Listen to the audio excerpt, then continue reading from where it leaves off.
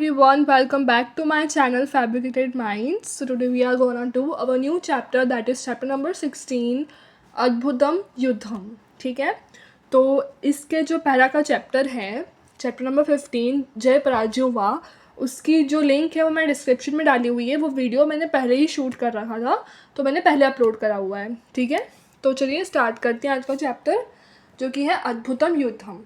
तो ये जो अद्भुतम युद्धम जो चैप्टर है वो बेसिकली एक बैटल के ऊपर है. एक बैटल बताया गया है यहाँ पे श्लोक के फॉर्म में. ठीक है, तो चैप्टर में बताया क्या गया है कि जो रामायण थी, सबसे पहले रामायण के आधार पे ये वाले जो श्लोक्स हैं वो लिखे गए हैं. रामायण जो कि किसने लिखी थी, वाल्मीकि ने लिखी थी, जो कि 7 पार्ट्स में डिवाइडेड थी.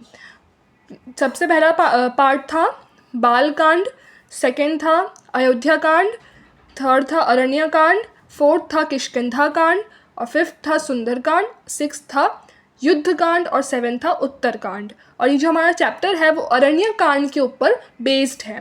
तो चलिए शुरू करते हैं. तो आपने पहले की वीडियोस अगर देखे नहीं हैं, अगर आपको पहले के चैप्टर्स भी पढ़ने हैं तो आप डिस्क्रिप्शन में लिंक देख सकते हैं, उससे आपको मिल जाएंगे. तो यहाँ पे मैंने साइड बाय साइड इसके ट्रांसलेशन भी डाले हुए हैं, तो आप वो भी देख सकते हैं. तो चलिए फर्स्ट श्लोक से शुरुआत करते हैं. ततः पर्वत शृंगाभ तीक्ष्णतुंडः खगोगतं वनस्पतिगतः श्रीमान व्याजरहार शुभाम गिराम. इसका ट्रांसलेशन देखते हैं. Then the best of the birds, the majestic Jatayu, whose beak was sharp and whose beauty was like that of mountain peak, and who perched on a tree, spoke the righteous words. तो इस chapter में सबसे पहले हमें किसकी बहादुरी दिखाई गई है, जटायु की. ठीक है, जो कि एक वल्चर थे, उनकी बहादुरी हमें इस चैप्टर में दिखाई गई है. ठीक है, तो यहाँ पे बताया गया है the best of the birds में सबसे श्रेष्ठ कौन थे, मैजेस्टिक जटायु, जो कि जिनकी बीक जो थी, जिनकी चोंच जो थी वो एकदम शार्प थी, और जो कि माउंटेन की जो पीक होती है ना वैसे ब्यूटी रखते थे. ठीक है, उन्होंने जो कि ट्री पे रहते थे वो आए मैदान में. राइटियस वर्ड्स एक पोएटिक डिवाइस यूज़ किया गया. राइटियस वर्ड्स का मतलब है यहाँ पे वो युद्ध करने आए. ठीक है, सेकेंड श्लोक पे मूव करते हैं. यत् कृत्वा न भवेद धर्मो न कीर्ति न यशो ध्रुवम शरीरस्य च भवेत् खेदः कस्तत् कर्म समाचरेत. इसका ट्रांसलेशन देख लेते हैं. Who will perform the act by doing which there will not be the observance of religious or moral duty, which will definitely not lead to fame, glory, and which will be the cause of physical exhaustion. So इसमें बताया गया है कि ऐसा act कौन करेगा, ये जो काम है वो कौन करेगा जो कि रिलीजियस और मोरल ड्यूटी का है, और जिसमें हमें फेम तो नहीं मिलेगा लेकिन फिज़िकल एक्सॉशन जरूर मिलेगा. तो बेसिकली युद्ध के बारे में बता रहे हैं, जो कि हमें थका देगा, हमें फेम नहीं मिलेगा, हमें शाबाशी नहीं मिलेगी, जो कि एक रिलीजियस टास्क नहीं है, बट फिर भी हमें युद्ध लड़ना पड़ेगा. ठीक है, क्योंकि ये जो युद्ध है वो किसके खिलाफ है, राक्षस के खिलाफ है, जो कि एक गलत काम कर रहा था. नेक्स्ट श्लोक पे मूव करते हैं. निवर्तय गतिम नीचाम परदाराभिमर्शनात् न तत समाचरेत धीरो यत्परोस्य विहर्गयेत. इसका मतलब क्या है, reverse the lower course of touching the wife of the other person. A vice man will not do anything that other person will censure. तो इसमें बेसिकली हमें उस सीन का दृश्य पूरा बताया गया है जिसमें जो रावण है वो सीता माता को किडनैप करके लेके जाते हैं. ठीक है, तो जो रावण है वो एक पाप ही कर रहे हैं, किसी दूसरे की वाइफ को वो टच कर रहे हैं, जो कि एक पाप होता है, जो कि कोई भी अदर पर्सन नहीं करेगा. तो रावण को कौन टोक रहा है, जटायु रोक रहे हैं. ठीक है, ये जो फाउल प्रैक्टिस है वो करने के लिए रोक रहे हैं, वो करने से रोक रहे हैं. ठीक है, तो यही युद्ध का बताया गया है. अब नेक्स्ट श्लोक पे मूव करते हैं. रुद्धोहम त्वम युत्वा धन्वी सरतः कवची शरी न चाप्यादाय कुशली वैदिहिम मैं गमिष्यसि. इसका मतलब देख लेते हैं. I am old, you are young, you have a bow, you have arrows, you are a warrior riding a chariot. You are wearing an armor. You will not go safely abducting Sita from me. तो यहाँ पे जटायु बता रहे हैं कि मैं बूढ़ा हूँ, तुम जवान हो, तुम्हारे पास हथियार हैं, तुम्हारे पास तीर हैं, और तुम एक वैरियर हो जो कि चैरियट यानी वो जो विमान था उनका वो चला रहे हो, ठीक है। तुमने आर्मर पहनी हुई, तुमने कवच पहना हुआ है, लेकिन तुम सीता माता को लेकर सही सलामत नहीं जा पाओगे। ऐसा कौन कहते हैं? जटायु कहते हैं ऐसा, ठीक है। इत्युक्तः क्रोधतामाक्ष तत्पकाञ्जनकुण्डलः राक्षसेन्द्रो भिद्रुद्राव पतगेन्द्रम अमर्षणः। इसका ट्रांसलेशन देख लेते हैं। When this spoken to by Jatayu, the intolerant king of demons, who was wearing the earrings of pure gold and whose eyes were reddened due to anger, rushed towards the king of birds.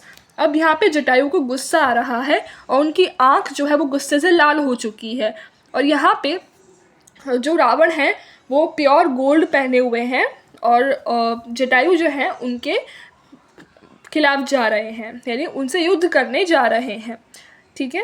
Next श्लोक पे move करते हैं। तद बभूवाब्धतुं युद्धं गृहधराक्षसयोस्तदा सपक्षयोर्मालवयतो महापर्वतयोरिव। इसका मतलब देख लेते हैं। The miraculous fight between the vulture and the demon took place like the battle between the two great Malavat mountains. अब यहाँ बोला गया है एक मिराकुलस फाइट, यानी एक बहुत रिमार्केबल फाइट हो रही है, युद्ध हो रहा है बिटवीन द वल्चर, एक वल्चर और एक राक्षस के बीच में, ठीक है। जो कि किससे किया गया है? टू ग्रेट माल्यवत माउंटेन से उन दोनों को कंपेयर किया गया है, कि इन दोनों को, जटायु को और रावण को। नेक्स्ट स्ट्रोक पे मूव करते हैं। वेददार नखेरस्य तुंडम पृष्ठे समर्पयन केशाम शोत्पाट्यामास नखपक्षु मुखा युद्ध। इसका ट्रांसलेशन देख लेते हैं। Placing the beak on the demon's back, he scratched the back with his claws. The bird, having the weapons in the form of claws, wings and beak, pulled out the demon's hair. तो यहाँ पे जो जटायु होते हैं वो अपनी beak से daemon के बैक को स्क्रैच कर देते हैं, ठीक है। अपनी चोंच से रावण के पीछे जो पीठ होती है उनको उसको स्क्रैच कर देते हैं। The bird having the weapons, उनके बर्ड के पास कोई वेपन नहीं है, बट वेपन्स के रूप में क्या क्या है? उनकी क्लॉज, यानी उनके नाखून है, उनकी बीक है, उनके विंग्स हैं, ठीक है। और इस तरह से वो जो रावण है उनके हेयर को निकाल लेते हैं, खींच लेते हैं, ठीक है। नेक्स्ट स्ट्रोक पे मूव करते हैं। ततोस्य सशरम चापम मुक्तामणि विभूषितम चरणाभ्याम महातेजा बभंज पतोगतम। इसका मतलब क्या है? Then the best of the birds, who was very powerful, broke Ravan's bow, which was decorated with pearls and gems, along with the arrow, using his own legs. अब यहाँ बेस्ट ऑफ द बर्ड्स किसको कहा गया है? Again यहाँ पे जटायु की बात करी गई है कि जटायु ने क्या किया। जटायु जो कि बहुत पावरफुल थे, उन्होंने रावण के जो ताज था, बो था, ताज था, उसको तोड़ दिया, जो कि किससे डेकोरेटेड था? पर्ल्स से, पर्ल्स यानी मोतियों से, जेम से, हीरो से, ठीक है। Arrow with along with the arrow using his own legs, उनके लेग्स को यूज़ करके उन्होंने एरोज भी तोड़ दिए सारे, और जो किंग थे, जो कि राक्षस थे, उनका ताज भी तोड़ दिया, ठीक है। बो का मतलब होता है ताज। फिर हम लोग नेक्स्ट श्लोक पे मूव करते हैं।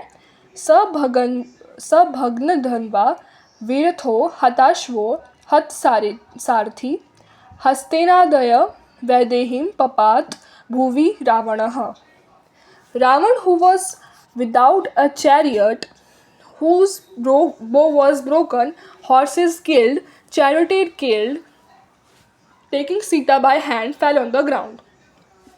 जो रावण थे, जो कि अब तो विदाउट अ चैरियट, यानी उनके रथ भी टूट चुका था। चैरियट का मतलब होता है रथ, रथ भी टूट चुका था और उनका चैरिटी जो रथ चलाने वाला था वो भी मर चुका था, और जो उनके हॉर्सेस थे, उनके जो घोड़े थे वो भी मर चुके थे।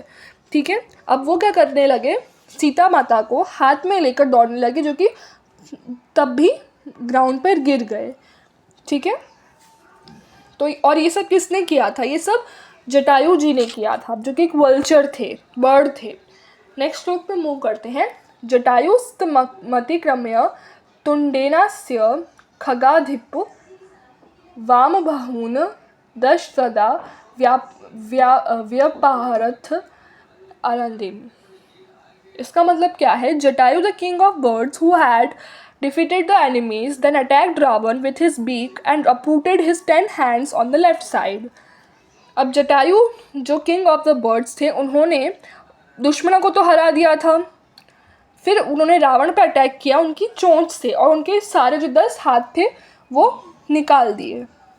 अब यहाँ पे इस युद्ध में जटायु जी जो थे वो भले ही हार चुके थे, लेकिन उनको हमें इज्जत देना बनता है, क्योंकि सीता माता ने उनको नहीं कहा था कि आप युद्ध लड़ो रावण से। सीता माता ने सिर्फ उनको ये इतना कहा था कि आप केवल राम जी को जाके बता दीजिए कि मैं किडनैप हो चुकी हूँ। ऐसा उन्हें पता था सीता माता को कि जटायु इसमें कुछ नहीं कर सकते, फिर भी जटायु ने पूरी कोशिश करी सीता माता को उस रावण के चंगुल से बचाने के लिए।